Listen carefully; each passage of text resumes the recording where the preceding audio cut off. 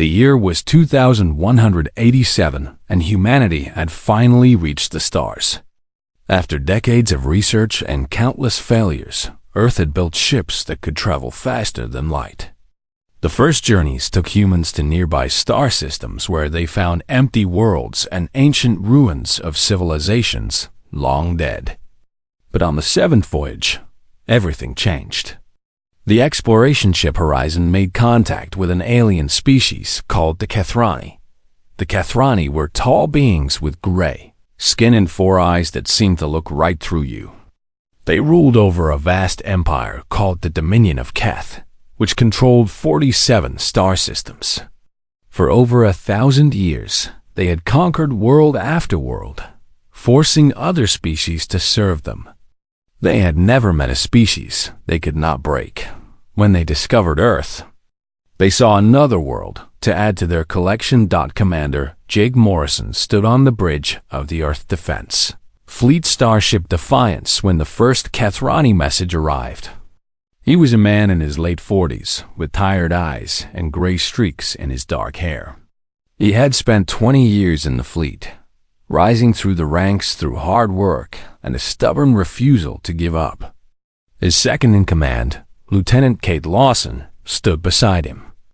She was younger, in her early 30s, with sharp eyes and a mind that could solve problems faster than any computer. The Kethrani message was simple and cold. Submit to Dominion rule or face complete destruction. There would be no negotiation. There would be no compromise.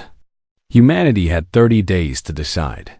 The world leaders of Earth gathered in Geneva to discuss their options. Some wanted to fight immediately.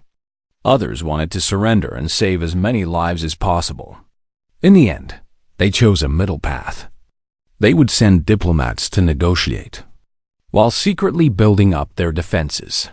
Ambassador Samuel Grant led the diplomatic team to a neutral space station called Veritas Prime. He was an older man with white hair and a gentle voice. He had spent his whole life believing that any conflict could be solved through talking. He brought with him 12 of Earth's finest diplomats and scholars, all hoping to find a peaceful solution. The negotiations lasted 3 days. The Kethrani representatives listened to everything the humans said with expressions that never changed. They asked questions about Earth's population, its resources, its military strength. Ambassador Grant answered honestly, hoping that openness would build trust. On the fourth day, the Kethrani grew tired of talking. Without any warning, armed Kethrani soldiers entered the negotiation room. Ambassador Grant stood up and raised his hands, asking what was happening. The lead Kethrani soldier shot him in the chest. Then the soldiers killed everyone else in the room, one by one. The whole thing was broadcast live across the galaxy. A message to every species watching. This is what happens to those who waste Dominion time. Jake Morrison was eating lunch in the Defiance mess hall when the Voyager BROADCAST reached Earth. He watched on a small screen as the diplomats he had personally escorted to Veritas Prime were murdered. His food sat untouched as the last body fell. Around him, the crew of the Defiance sat in stunned silence. Then the alarm started. 12 Kethrani warships had appeared in Earth orbit. They were massive vessels, each one larger than anything humanity had ever built. Their hulls were black and covered in strange symbols that seemed to glow with an inner light. They moved into position above the planet like predators, circling wounded prey. The bombardment began without any announcement. The first strike hit Tokyo. A beam of white light shot down from the lead Kethrani ship and erased the entire city center in an instant. 8 million people died before they even knew what was happening. The second strike hit Paris, then Chicago, then Mumbai, then Sao Paulo. Kate Lawson watched from the Defiance Bridge as her hometown of Chicago disappeared in a flash of light. She had grown up on the south side in a small apartment with her mother and 2 brothers. They had all still been living there. She felt something cold and hard settle in her chest as the smoke cleared, and she saw nothing but a crater where the city used to be. Jake ordered the Earth Defense Fleet to engage, but it was hopeless. The Kethrani ships swatted aside human missiles like insects. Their shields absorbed laser fire without any visible effect. In the first hour of battle, Earth lost 32 ships and over 4,000 crew members. The Kethrani lost nothing. By the time the alien ships withdrew, 17 million people were dead. 5 major cities had been destroyed. The Earth Defense Fleet had been reduced to less than half its original strength. And the Kethrani had not even used their full power. President Laura Bennett addressed the world from an underground bunker beneath Geneva. She was a former military officer herself, a woman in her 60s with iron gray hair and a voice that did not shake even as she spoke of unimaginable loss. Behind her stood the surviving world leaders, their faces pale and drawn. "Today we have suffered a blow unlike anything in human history," she said. "Millions of our brothers and sisters are gone. Our cities are burning. Our enemies believe they have broken us." She paused and looked directly into the camera. "They are wrong." Jake Morrison watched the speech from the bridge of the Defiance. Around him, his crew stood at attention, their faces hard with grief and anger. Kate stood beside him, her eyes red but dry. She had not cried since Chicago. She had simply gone still and quiet, like a blade being sharpened. "We will not surrender," President Bennett continued. "We will not beg for mercy from those who have shown us none. The Kethrani wanted us to submit. They wanted us to kneel. Instead, they have awakened something in humanity that has slept for a very long time." She leaned forward, her eyes burning with cold fire. "We will rebuild. We will prepare. And when the time is right, we will make them regret the day they ever heard the name Earth. This I promise you, on behalf of every man, woman, and child who died today. We will have our vengeance." The broadcast ended. For a long moment, no one on the Defiance spoke. Then Jake Morrison turned to his crew. His voice was quiet, but every word was clear. "You heard the president. We have work to do. The Kethrani think this war is over. They think they have won." He looked at Kate, who met his gaze without flinching. "They have no idea what is coming." In the days that followed, something changed in humanity. The old divisions between nations faded away. There were no more Americans or Russians or Chinese. There were only humans. And every single one of them wanted the same thing. The Kethrani had wanted submission. Instead, they had created something far more dangerous. They had united an entire species in a single burning desire for revenge. And humanity would not rest until that revenge was complete. 3 years passed after the attack on Earth. To the Kethrani, humanity was already forgotten. They had moved on to other conquests, other worlds to crush beneath their boots. They expected that the survivors on Earth would spend those years mourning their dead and accepting their defeat. They expected wrong. In the frozen darkness of the outer solar system, far beyond the eyes of any Kethrani patrol, humanity was building something terrible. The project was called Operation Retribution. It began just 3 weeks after the bombardment, when President Bennett gathered the greatest minds on Earth in a secret facility deep beneath the Swiss Alps. Scientists, engineers, and military strategists from every nation worked side by side, driven by a shared purpose that burned brighter than any personal ambition. Dr. Benjamin Cole was one of those scientists. He was a physicist from California, a quiet man in his 50s who had spent his entire career studying the strange rules that governed the smallest particles in the universe. Before the attack, his work had been purely theoretical. Now it had become the most important research on Earth. Benjamin worked 18 hours a day in his underground laboratory, surrounded by equations and holographic displays. His research partner was Dr. Amy Park, a younger scientist who had lost her entire family in the Tokyo strike. She never talked about them, but Benjamin could see the grief in her eyes every time she looked at the data they were gathering. Together, they made a breakthrough that would change the course of the war. They discovered a way to weaponize quantum entanglement. In simple terms, they found out how to create bombs that could ignore shields completely. The Kethrani shields worked by blocking energy and matter from passing through. But quantum entangled particles did not need to pass through anything. They simply appeared on the other side, already exploding. When Benjamin presented his findings to the military command, Admiral Jake Morrison leaned forward in his chair with intense interest. Kate Lawson, now promoted to Commodore, studied the technical diagrams with her usual sharp focus. "You are telling me," Jake said slowly, "that these weapons will go right through their shields. That nothing they have can stop them." Benjamin nodded. "That is correct, Admiral. We have run simulations based on the shield frequencies we recorded during the attack. Our weapons will bypass them completely." Jake looked at Kate. She met his eyes and nodded slightly. "How long until we can build them?" Jake asked. "Dr. Park has already designed a manufacturing process," Benjamin replied. "If we have the resources, we can begin production within 6 months."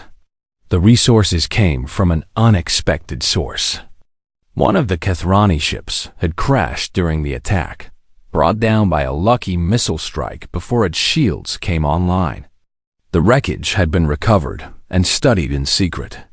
The alien metals and power systems inside were far beyond anything humans had created. But humanity learned quickly when survival was at stake. While the scientists worked on weapons, the military worked on ships.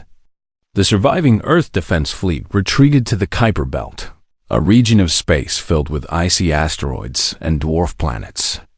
There, hidden from any observers, they began construction on a new fleet. The asteroids were hollowed out and turned into massive shipyards.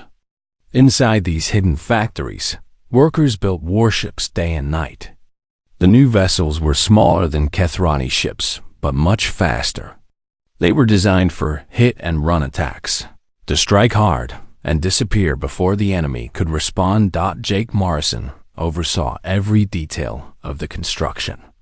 He slept only 4 hours a night and spent the rest of his time reviewing designs, training crews, and planning the attack that would come. The loss of 17 million people weighed on him constantly. He remembered every city that had burned, every name on the growing list of the dead. Kate worked beside him as his chief strategist. She had changed since Chicago. The warm humor that had once been part of her personality was gone, replaced by a cold focus that never wavered. She studied everything they could learn about the Dominion of Keth, searching for weaknesses. What she found gave them hope. The Kethrani Empire was held together by fear, not loyalty. Dozens of alien species served them, forced into slavery through centuries of brutal conquest. The Tyranni were forced to mine precious metals in underground tunnels. The Sylvathi were made to cut down their own sacred forests to fuel Kethrani factories. The Veltrin watched helplessly as the Dominion poisoned their oceans. All of these species hated the Kethrani. They had simply never believed that rebellion was possible. "If we can show them that the Kethrani can be beaten," Kate told the War Council, "we might start something much bigger than just Earth's revenge. We might spark an uprising across the entire galaxy." An opportunity came in the form of a small alien named Vex. He was a Tyranni, a species with orange skin and large dark eyes. He had escaped from a Dominion mining colony and made his way to Earth through a series of dangerous jumps across space. He sought asylum and offered something valuable in return: information. Vex knew the codes that Kethrani ships used to travel through their security networks. With these codes, Earth's fleet could jump directly to the Kethrani homeworld without being detected by the outer defense systems. Admiral Morrison met with Vex personally in a small room on the flagship. That would come to be called the Reckoning. Why are you helping us? Jake asked. Your people have been slaves to the Kithrani for centuries. Why take this risk now? Vex looked at him with those large, dark eyes. Because you did something no other species has done, he said in his soft voice. You survived their first attack and chose to fight back. My people have been waiting for a sign that resistance is possible. You are that sign, Admiral Morrison. You are hope. 3 years after the bombardment of Earth, the Retribution fleet was complete. 147 warships, each armed with quantum weapons and crewed by men and women who had lost everything. They had trained for this moment. They had sacrificed everything for this moment. Admiral Morrison stood in the main hangar of the Reckoning and addressed his commanders, one final time before departure. The hangar was packed with officers from every nation on Earth, united now under a single flag. They burned our cities, Jake said, his voice echoing through the vast space. They murdered our families. They killed our diplomats in cold blood and broadcast it across the galaxy as a warning. They thought we would break. They thought we would kneel. He paused, looking at the faces before him. He saw grief there, and anger, and something else. Something harder. Something sharper. But we are humanity. We do not break. We do not kneel. We break those who try to break us. Today, we launch for Keth Prime. Today, we bring them a warning of our own. Today, we teach the galaxy what happens when you push humanity too far. The fleet launched into hyperspace, carrying with it the fury of an entire species. The Kithrani had wanted to make an example of Earth. They were about to learn that they had made a terrible mistake. Humanity was coming, and there would be no mercy. The Kithrani homeworld of Keth Prime was a planet of gray mountains and black seas. Its surface was covered with massive cities that stretched from horizon to horizon, filled with billions of Kithrani citizens who had never known fear. For 1,000 years, no enemy had ever reached this world. The very idea of an attack on the homeworld was considered impossible. That impossibility ended on a cold morning in the Kithrani capital. Admiral Jake Morrison stood on the bridge of the Reckoning. As his fleet emerged from hyperspace, the jump had been perfect, placing them directly above the planet in a position that bypassed all the outer defense networks. Vex's codes had worked exactly as promised. Below them, Keth Prime turned slowly against the darkness of space. Jake could see the lights of the cities glittering like jewels on the night side of the planet. Somewhere down there, in the massive government palace, sat the leaders who had ordered the destruction of Earth's cities. The ones who had watched as 17 million people died. All ships report ready, Admiral, Kate Lawson said from her station. Her voice was calm and steady, but Jake could hear the edge beneath it. They had waited 3 years for this moment. Launch fighters, Jake ordered. Begin the attack. The Kithrani had only minutes of warning before the human fleet was upon them. Their defense satellites detected the new arrivals and sent urgent alerts to the military command. But by the time the generals could react, it was already too late. Lieutenant Danny Marsh led the first wave of fighters toward the orbital defense platforms.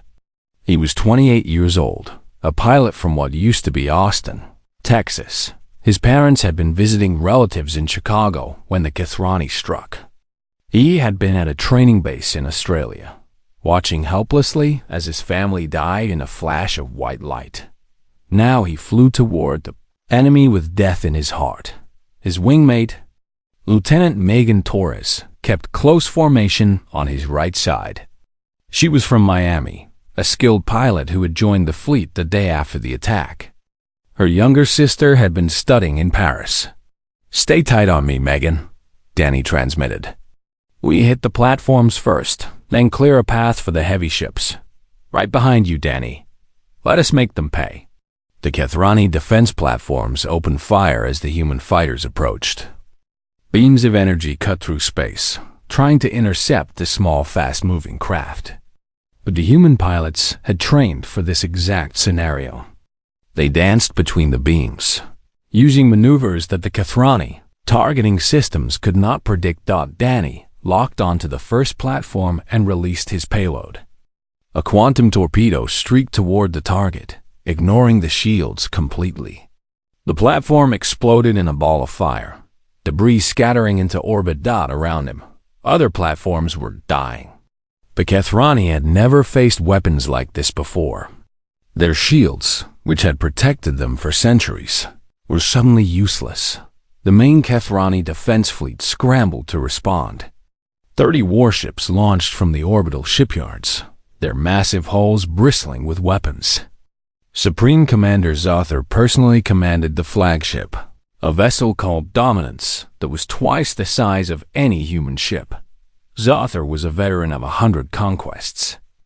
He had personally overseen the subjugation of 12 species and ordered the destruction of countless worlds. He looked at the human fleet on his tactical display with contempt. "Destroy them," he ordered. "Show these primitives the price of their foolishness." The Kathrani ships advanced in perfect formation, their weapons charging. They fired a coordinated volley that would have destroyed any normal fleet. But the human ships were not where they expected. Jake Morrison had anticipated this exact response. His ships had scattered into small groups, using their superior speed to avoid the concentrated fire. Then they struck back. The quantum bombs hit the Kathrani fleet like fists from an angry god. Ships that had never been damaged in battle suddenly found their shields were worthless. Explosions tore through hulls that had been considered invincible. In the first hour of battle, 30 Kathrani warships became burning wrecks drifting through space. Zothar watched in disbelief as his fleet was torn apart. This was not possible. These were humans, a species so primitive that they had barely achieved space travel. They could not be winning. They could not be destroying ships that had conquered entire civilizations. "Fall back to defensive positions around the capital," he ordered, his voice shaking with something he had never felt before: fear. Protect the homeworld at all costs. But there was nowhere to fall back to. The human fleet was everywhere, striking from multiple directions at once. Admiral Morrison coordinated the attack with cold precision, directing his ships to maximum effect. Kate Lawson identified the primary targets: military installations, shipyards, command centers, weapons factories. The human fleet systematically destroyed each one, ignoring the civilian areas completely. "We are not like them," Jake had told his commanders before the battle. "We do not murder innocents. We destroy their ability to make war. Nothing more." The bombardment lasted 6 hours. By the end, Kath Prime's military infrastructure was completely destroyed. The orbital shipyards were burning ruins. The defense platforms were debris. The once mighty Kathrani fleet was reduced to scattered remnants fleeing into deep space. Supreme Commander Zothar died when a quantum torpedo hit the bridge of the Dominance. His last sight was the human flagship Reckoning flying past his burning ship, heading toward the planet he had sworn to protect. Jake Morrison stood on his bridge and looked down at the defeated world. He felt no joy, only a grim satisfaction. This was not enough to bring back the 17 million dead. Nothing would ever be enough for that. But it was a start. "Open a channel," he said. "All frequencies. I want everyone in this galaxy to hear this." Kate activated the communications array. Jake's voice was broadcast across thousands of star systems, reaching billions of beings who had lived under Dominion rule for centuries. "This is Admiral Jake Morrison of the Earth Defense Fleet," he said. 3 years ago, the Dominion of Keth attacked our world without provocation. They murdered our diplomats. They destroyed our cities. They killed 17 million of our people. Today, we have shown them that humanity will not be conquered. He paused, looking at the burning wreckage that had once been the Kethrani military. To the Kethrani, we say this: if you attack us again, we will return, and we will finish what we started today.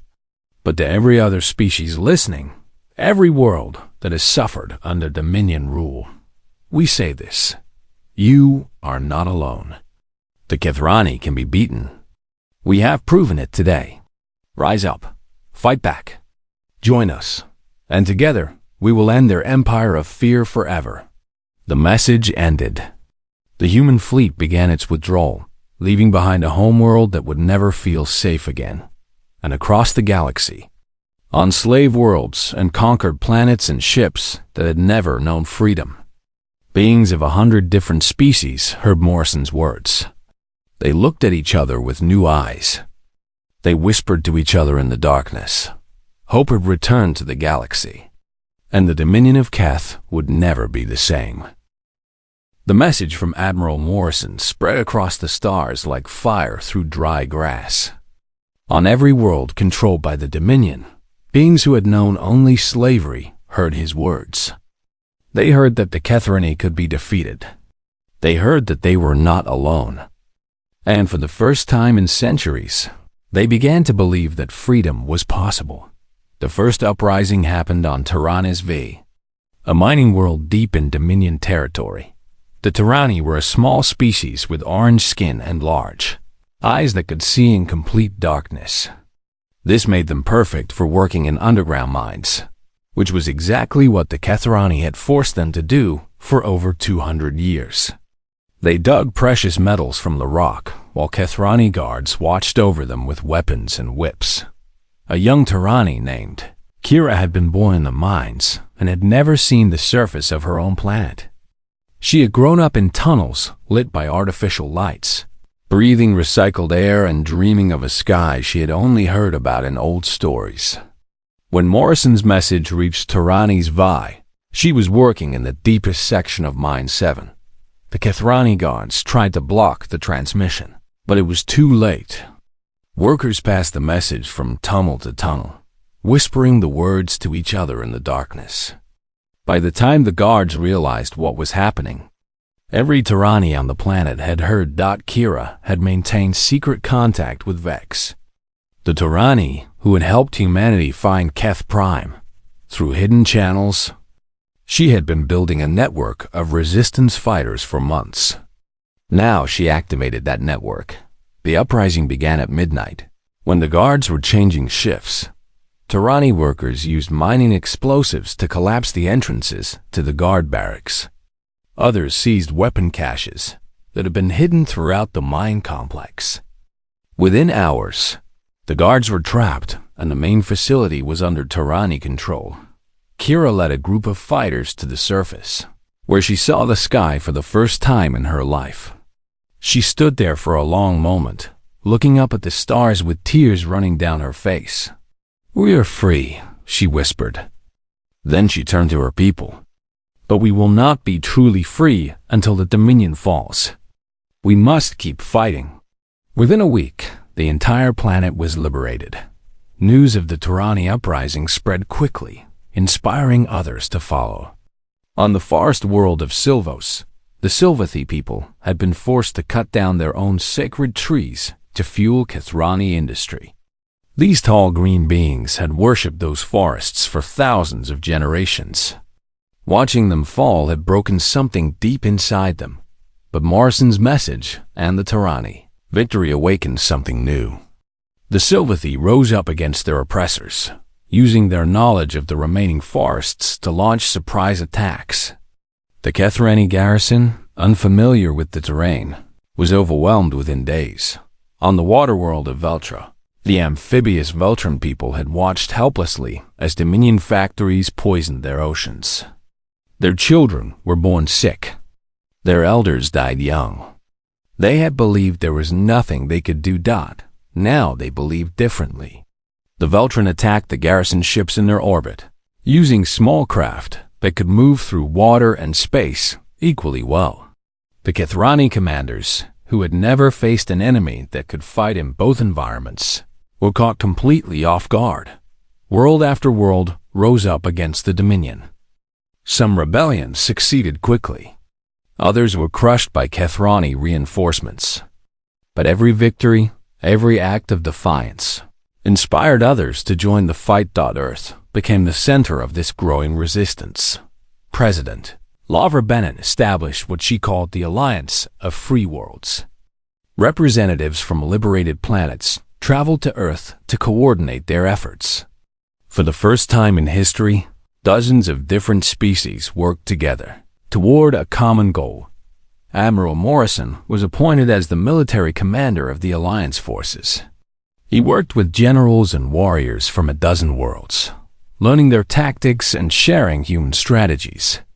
Kate Lawson, now promoted to Commodore, served as his chief of staff. She coordinated joint operations between human and alien forces with the same cold precision she had shown during the attack on Keth Prime. General Thax of the Tarani army became one of their closest allies. He was a large male with scars across his face from decades in the mines. Despite his fierce appearance, he spoke with a gentle voice and treated his soldiers like family. "Your people have given us something precious," Thax told Kate during a strategy meeting. "You have given us the belief that we can win. For 200 years, we thought resistance was impossible. You proved it was not." Kate nodded. "We did not start this war, but we intend to finish it." The Dominion recognized the threat too late. The High Council of Keth Prime, still recovering from the human attack, argued among themselves about how to respond. Some wanted to negotiate. Others demanded total war against all rebellious worlds. By the time they reached a decision, the uprising had grown too large to stop. The Kethrani gathered every ship they had left and launched a massive assault on the Assault Alliance staging ground at Epsilon Crucis. They sent 300 warships, everything they could spare, determined to crush the rebellion in one decisive blow.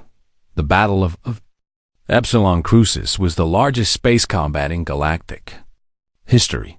Admiral Morrison commanded the Alliance fleet from the Bridge of the Reckoning. Around him were not just human officers, but Tarani, Sylvathi, Beltran, and a dozen other species. They had learned to work together, to trust each other, to fight as one. The battle lasted 2 days. The Kethrani fought with desperation, knowing that defeat meant the end of their empire. They threw everything they had at the Alliance fleet, using tactics that had conquered 100 worlds. But the Alliance had something the Kethrani had never faced before. Species who had been enemies now fighting as brothers. Tarani pilots flew alongside human squadrons. Veltran ships provided cover for Sylvathi ground assault craft. Every species contributed their unique strengths, creating a combined force far greater than the sum of its parts. On the second day of battle, the Kethrani flagship Dominion's Pride made a desperate charge toward the Reckoning. Supreme Commander Vorthal, who had taken command after Zothar's death, hoped to kill Admiral Morrison and break Alliance morale. Instead, a combined strike from human and Tarani vessels caught the flagship in a crossfire. The Dominion's Pride exploded in a ball of fire visible from every ship in the battle. With their commander dead and their fleet in ruins, the remaining Kethrani ships retreated into deep space. The Battle of Epsilon Crucis was over. The Alliance had won. Admiral Morrison looked at the celebration breaking out around him. Beings of a dozen species cheered and embraced each other. The war was not over yet, but the tide had turned. The Dominion of Keth was broken. Humanity had come to the stars, seeking revenge. They had found something far more valuable instead. They had found allies. They had found friends. And together, they would build a new future for the entire galaxy. 2 years passed after the Battle of Epsilon Crucis. The war continued, but everyone knew how it would end. The Dominion of Keth was dying. One world at a time. Alliance forces liberated planet after planet, freeing species that had known slavery for centuries. Some Kethrani commanders surrendered without a fight, knowing that resistance was pointless. Others chose to die rather than accept defeat. Either way, the result was the same. The empire that had ruled through fear for 1,000 years was crumbling into dust. On Keth Prime itself, a new government had risen from the chaos following the human attack. Moderate Kethrani leaders, who had always opposed the conquest of other worlds, took control. They understood that their people's only hope for survival was peace. Negotiations began in secret, far from the battlefields where soldiers still fought and died. Admiral Jake Morrison represented the Alliance of Free Worlds. High Chancellor Myra represented the new Kethrani government. They met on neutral ground, surrounded by diplomats and security personnel from a dozen species. The talks lasted 3 months. There were moments when everything seemed ready to fall apart.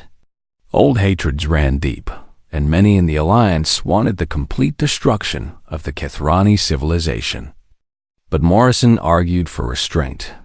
"We are not like them," he told the Alliance Council during a difficult meeting.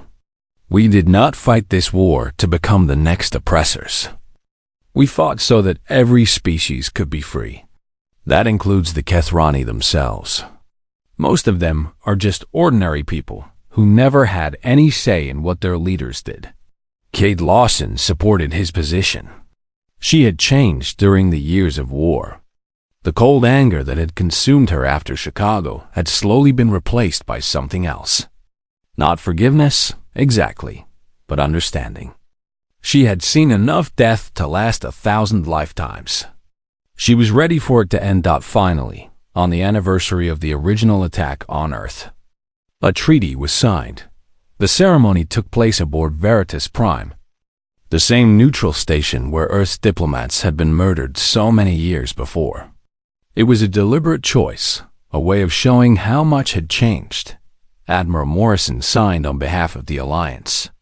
His hand was steady as he wrote his name, but his heart was full of complicated emotions. He thought of all the people who had died since that terrible day when the Kethrani first attacked. He thought of the 17 million who had died on Earth, the countless millions more who had died in the wars that followed. All that death, all that suffering, leading to this moment. High Chancellor Myra signed next. Her hands trembled slightly as she accepted terms that would have been unthinkable a decade ago. The Kethrani military was to be disbanded. All subjugated species were to be granted full independence. The Dominion of Keth would continue to exist only as a single-planet government. Its dreams of empire ended forever. When the signing was complete, Morrison looked up at the gathered representatives. Tarani and Sylvathi and Veltron and dozens of other species stood together, watching history being made. "Today we end a war," Morrison said. "But more importantly, today we begin something new. The galaxy will no longer be ruled by fear. Every species, no matter how small or how different, will have the right to live in freedom. This is what we fought for. This is what so many died for. May their sacrifice never be forgotten." The chamber erupted in applause. Beings who had been enemies now embraced each other. Tears flowed freely, tears of joy and grief and relief all mixed together. Jake Morrison retired from military service 1 month after the treaty was signed. He was tired, more tired than he had ever been in his life. The war had taken everything from him. His youth, his peace of mind, his faith in a just universe. He needed time to heal. He returned to Earth and built a small house near the site where Chicago had once stood. The city was being rebuilt now, rising from the ashes like a phoenix. But Morrison preferred the quiet countryside nearby, where he could sit on his porch and watch the sunset without being reminded of everything he had lost. Kate visited him often. She had been promoted to admiral herself, commander of the Alliance peacekeeping forces. It was important work, helping the newly liberated worlds build. stable governments, and preventing conflicts between species who had old grudges to settle. But she always made time to see her old friend. They would sit together on his porch, sharing drinks and memories of those who had not survived to see this day. They spoke of Benjamin Cole, who had died in a laboratory accident 2 years into the war. They spoke of Danny Marsh and Megan Torres, who had married after the Battle of Epsilon Crucis and now had 2 young children. They spoke of Vex, the Tyranny, who had helped them find Keth Prime, who now served as ambassador between his people and Earth. "Do you think it was worth it?" Kate asked one evening as the sun set over the green hills. All the death, all the suffering. Was it worth it in the end? Morrison thought about the question for a long time. He thought about the 17 million who had died on that first terrible day. He thought about the soldiers who had given their lives in battles across the galaxy. He thought about the children on Tyranny's VI who had never seen sunlight until his message gave them hope. "I do not know," he admitted finally. "I do not think I will ever know. But I believe that we did the right thing. We were given a choice between submission and resistance, and we chose to resist. We could have accepted slavery and lived in safety. Instead, we fought and freed not just ourselves, but dozens of other species as well." He looked up at the sky, where the first stars were beginning to appear. "I think about those children on Tyranny's Vi," he continued. "The ones who had never seen their own sky. Because of what we did, they can play in the sunlight now. Because of what we did, they have a future. Maybe that does not make up for all the death. Maybe nothing ever could. But it is something. It has to be something." Kate nodded slowly. "It is something," she agreed. Across the galaxy, on worlds that had once known only oppression, new civilizations were being born. The Tyranny built schools where their children could learn freely. The Sylvathi planted new forests to replace the ones that had been destroyed. The Veltran cleaned their oceans and watched their children grow up healthy and strong. And on Earth, in the rebuilt cities and the quiet countryside, humanity looked up at the stars and saw not enemies, but friends. The universe was no longer a dark and frightening place. It was full of possibility, full of hope, full of beings who had fought together and would now build together. The ruthless retaliation that had begun in grief and anger had sparked something no one could have predicted. It had sparked an uprising, yes, but also something more. It had sparked a revolution of hope that would echo across the stars for generations to come. The galaxy would never forget. The smallest world, when pushed too far, had changed the course of history. And humanity would always be remembered as the species that taught the universe to be free